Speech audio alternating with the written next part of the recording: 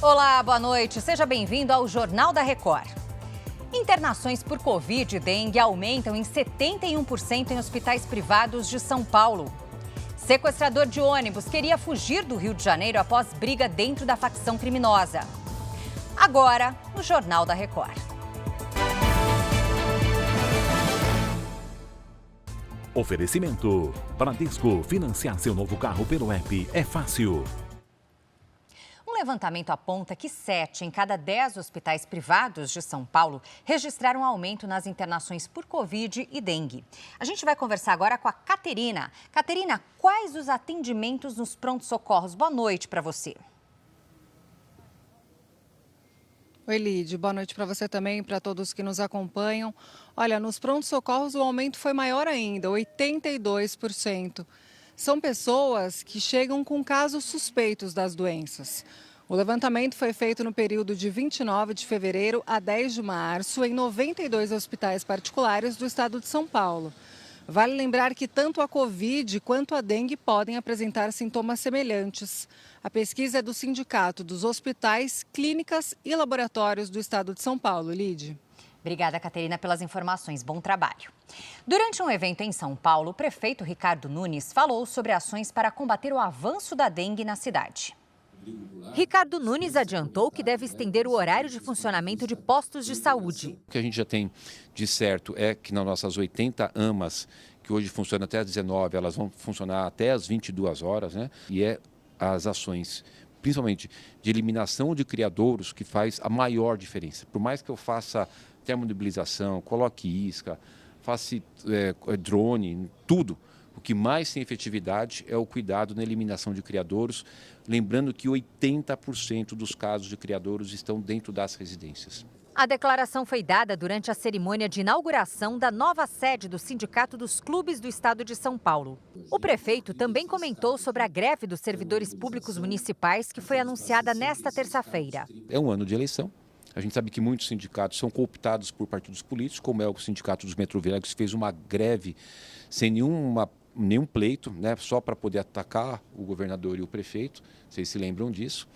Eu espero que dos sindicatos aqui do funcionário do município de São Paulo, que eles tenham consciência, né, de que tudo que a prefeitura fez, tudo que ela está fazendo. Então, eu passo aí o apelo aos nossos funcionários pelo bom senso. É grave o estado de saúde do homem que foi baleado durante o sequestro de um ônibus na rodoviária do Rio de Janeiro. O criminoso, que fez 16 reféns, se entregou após 3 horas de negociação. E o Leonardo Ack tem as informações para a gente. Léo, boa noite. O que já se sabe sobre o sequestrador? Boa noite, Lidiane. Boa noite a todos. Olha, o criminoso é Paulo Sérgio Lima, de 30 anos, e segundo a polícia, ele pertence a uma facção da comunidade da Rocinha e tentava fugir do Rio depois de se envolver em uma divergência com criminosos do próprio grupo. Agora, 16 pessoas foram feitas reféns. O homem que foi baleado na ação é Bruno Lima Costa, de 34 anos. Ele foi ferido no tórax e no abdômen, passou por cirurgia e foi transferido agora à noite para o Instituto de Cardiologia. Um outro passageiro foi atingido por estilhaços e atendido em um posto médico da rodoviária. Os demais reféns foram retirados do ônibus sem ferimentos. Ainda há uma vítima prestando depoimento aqui na delegacia. Lidiane. Obrigada, Léo, pelas informações. Vale destacar que o Bruno, esse que foi baleado, é funcionário da Petrobras e, em solidariedade, o Sindicato dos Petroleiros está em campanha para doação de sangue. Então, caso você faça parte do sindicato ou queira também doar sangue, basta se dirigir ao Hemorrio, na região central do Rio de Janeiro, das 7 da manhã às 18 horas. A inflação oficial do Brasil acelerou em fevereiro e registrou quase o dobro do índice de janeiro. A alta foi motivada principalmente pelos gastos com educação, com o reajuste das mensalidades. Na casa da Iaiza, início de ano é sempre hora de colocar a mão no bolso. É o momento de comprar os materiais escolares dos filhos. No mês passado, a mensalidade do colégio também ficou mais cara. O que se pode conseguir, assim, tu paga em dia o desconto ali, mas é bem difícil, né? Então eu tento, a mensalidade não dá para mexer muito, então eu tento no uniforme, no material, nos livros, aí eu tento melhorar. Os gastos com produtos e serviços de educação subiram quase 5% em fevereiro na comparação com janeiro.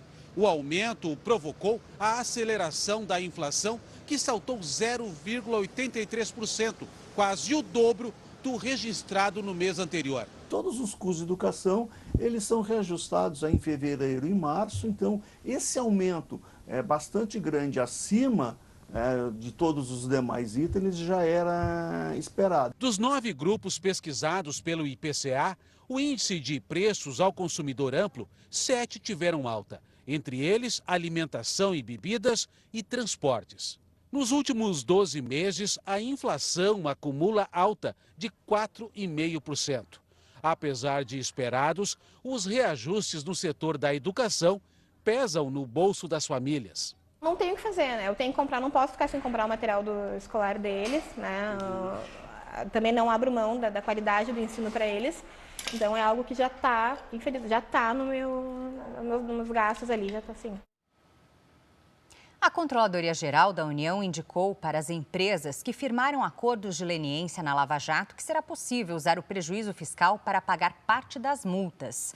A Ariane Bittencourt está ao vivo com a gente, direto de Brasília. Ariane, boa noite para você. Boa noite, Lidiane. A CGU se reuniu nesta terça com representantes das empreiteiras. O encontro serviu para iniciar a análise dos pedidos de renegociação apresentados pelas empreiteiras. Por determinação do ministro André Mendonça, do Supremo Tribunal Federal, as empresas e o governo têm até o mês que vem para discutirem a renegociação dos acordos. As empresas que assinaram o acordo de leniência vão poder usar o prejuízo fiscal para abater multas com a União. Mas, no caso das dívidas com empreiteiras públicas, melhor dizendo, com empresas públicas como Petrobras e Eletrobras, essa possibilidade não deve valer. Nesse caso, o formato de renegociação ainda deve ser discutido no mês de abril. Lidiane. Tá certo, Ariane. Obrigada pelas informações. E o Tribunal Superior Eleitoral inaugurou um centro de monitoramento para combater notícias falsas e discursos de ódio na internet durante campanha eleitoral. E a Anatel vai atuar para derrubar conteúdos ilegais das plataformas digitais. O Centro Integrado de Enfrentamento à Desinformação e Defesa da Democracia vai funcionar dentro do Tribunal Superior Eleitoral em Brasília. A principal função será identificar e combater a disseminação de fake news, discursos de ódio e uso de conteúdos manipulados por inteligência artificial nas eleições municipais de outubro. Nós estamos dando um salto a mais na eficiência nesse combate, principalmente a partir do momento em que as notícias fraudulentas, as fake news foram anabolizadas pelo mau uso da inteligência artificial. Então é necessário que a Justiça Eleitoral, junto com os parceiros, com os seus parceiros, possa estar preparada para, de forma ágil, de forma célere, de forma eficiente, combater essa desinformação e fazer cumprir a resolução. O Centro de Monitoramento vai orientar os tribunais regionais eleitorais quanto ao uso da inteligência artificial na campanha eleitoral. E a Agência Nacional de Telecomunicações já adiantou que pode agir contra os conteúdos eleitorais considerados irregulares. A Anatel irá usar a plenitude do seu poder de polícia junto às empresas de telecomunicações para retirar do ar todos os sites e aplicativos que estejam atentando contra a nossa democracia por meio da desinformação e do uso de inteligência artificial para deepfakes. O combate à manipulação de áudios e imagens também será feito com a participação da Procuradoria-Geral da República e do Ministério da Justiça e Segurança Pública. Ainda sobre esse assunto, o presidente do Congresso Nacional, senador Rodrigo Pacheco, cobrou a responsabilização das plataformas digitais contra as notícias falsas. Está ficando insustentável a quantidade de mentira na internet. Realmente está uma coisa fora do comum, exagerado, sem limite, e eu acho que cabe às plataformas ter um pouco de responsabilidade em relação a isso, independente da lei até. Acho até que seria uma questão ética mesmo. O Senado Federal já aprovou um projeto de lei de combate à fake news para colocar limites a essas plataformas digitais. Está na Câmara dos Deputados, espero muito que a Câmara discipline essa questão.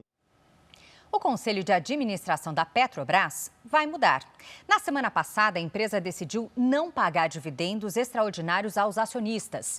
Nesta terça-feira, o ministro Fernando Haddad conseguiu emplacar um nome no conselho da empresa.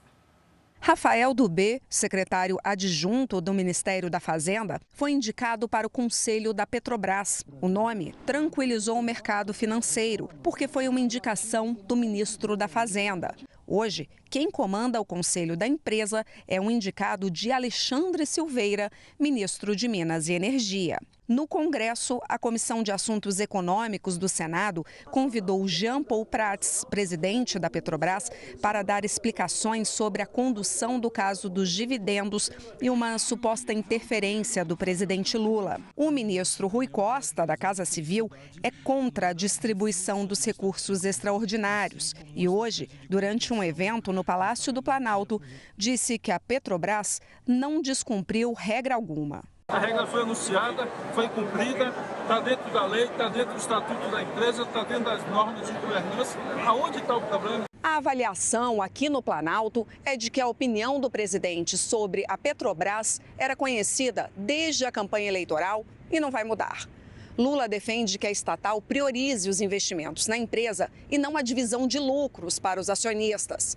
Apesar da posição do presidente, não há qualquer indicação de que haverá mudanças nas regras de divisão de lucros da petroleira. Lula foi aconselhado a deixar a fervura baixar e não falar, por enquanto, sobre a Petrobras. Lula anunciou pela manhã que serão construídos até o final de 2026 100 institutos federais em todos os estados do país. Serão investidos quase 4 bilhões de reais em recursos do novo PAC. É com base no investimento na educação que a gente pode ter a certeza que esse país vai chegar a ser um país de primeiro mundo, um país desenvolvido, um país de uma sociedade composta pela grande maioria de gente de classe média. Porque nós não fizemos opção para ser pobre. A Câmara dos Deputados deve votar na próxima terça-feira a PEC, que amplia a imunidade tributária de templos religiosos e instituições sem fins lucrativos. O autor da proposta, deputado Marcelo Crivella, do Republicanos do Rio de Janeiro, esteve no Ministério da Fazenda para negociar alterações no texto. O Ministério ficou de apresentar uma proposta nesta quinta-feira. Segundo Crivella, o governo pediu para que o trecho que estende a imunidade tributária à geração de renda de igrejas seja retirado do texto. Ficou decidido que vai ser mantida a isenção de impostos para aquisição de bens e serviços e para a prestação de serviços. No caso das doações, o deputado reforçou que os impostos já são pagos anteriormente pelos fiéis. As igrejas, elas vivem das doações. São os fiéis que sustentam as igrejas. E esses fiéis já pagam impostos sobre a sua renda, sobre tudo que consomem e sobre o patrimônio. Quem tem veículo paga IPVA, quem tem casa paga IPTU. O que sobra, eles se sustentam com isso, e uma parte dão para a igreja, não é para pagar mais impostos. Aquele recurso ali é para o sustento da igreja, para ela prestar serviços. As forças navais da China, Rússia e Irã realizam exercícios militares conjuntos esta semana. Da Ásia, quem traz as informações é a correspondente Silvia Kikuchi. Boa tarde para você aí, Silvia. Olá, Lidiane. Boa noite a todos aí no Brasil. As manobras militares vão até sexta-feira e são realizadas no Golfo de Omã, o mesmo local onde os 3 países fizeram exercícios navais em março do ano passado. O treinamento também ocorre no mesmo momento em que aumentam as tensões entre Israel e o grupo terrorista Hamas na faixa de Gaza. Rebeldes Houthis, apoiados pelo Irã, ampliaram os ataques contra navios no Mar Vermelho. Tanto o Irã como a Rússia e a China tentam enfrentar a liderança dos Estados Unidos no cenário internacional. A China informou que enviou embarcações com mísseis guiados. Lidiane. Obrigada, Silvia. O presidente dos Estados Unidos, Joe Biden, alcançou um número suficiente de delegados para concorrer às eleições presidenciais pelo Partido Democrata. No total, Biden conquistou mais de 2.000 delegados. Isso aconteceu após o democrata vencer as primárias do partido nos estados da Geórgia e do Mississippi nesta terça-feira. O ex-presidente Donald Trump também venceu no estado da Geórgia e está perto da indicação pelo Partido Republicano. O primeiro navio com ajuda humanitária chegou à região da faixa de Gaza com suprimentos, o que não interrompeu os combates. As sirenes de alerta foram ativadas em comunidades do norte de Israel. O Sistema Aéreo de Defesa de Israel interceptou o bombardeio e não houve relato de feridos. Em resposta, o exército israelense atacou posições do grupo terrorista no território libanês. O maior ataque do Hezbollah em 5 meses coincide com o início do Ramadã, o mês sagrado do islamismo. Em Jerusalém, o efetivo de policiais foi reforçado, principalmente na cidade antiga. Por questões de segurança, o governo israelense anunciou restrições de entrada na mesquita de Al-Aqsa, onde os muçulmanos se reúnem para rezar. Às sextas-feiras, principal dia do feriado islâmico, a entrada estará liberada apenas para homens com mais de 55 anos, mulheres com mais de 50 e crianças menores de 10 anos. A cidade antiga de Jerusalém é o principal local de celebração do Ramadã, mas Israel se preocupa também com a segurança na Cisjordânia, onde o exército aumentou o número de batalhões em prontidão. Enquanto não se chega a um acordo de cessar fogo na faixa de Gaza, a tensão permanece alta em toda a região. O território palestino recebeu hoje ajuda humanitária levada por um navio que saiu do Chipre. E na cidade de Rafah, no sul da faixa de Gaza, 68 crianças palestinas foram retiradas de um orfanato e levadas para a cidade de Belém, na Cisjordânia. Foi uma operação humanitária conduzida pela Embaixada da Alemanha em Israel. A inflação anual da Argentina avançou para 276% em fevereiro. A taxa acumulada é a mais alta desde março de 1991. Ainda assim, o resultado mensal desacelerou em relação a janeiro. O índice foi puxado principalmente pela inflação dos segmentos de comunicações, transporte e habitação.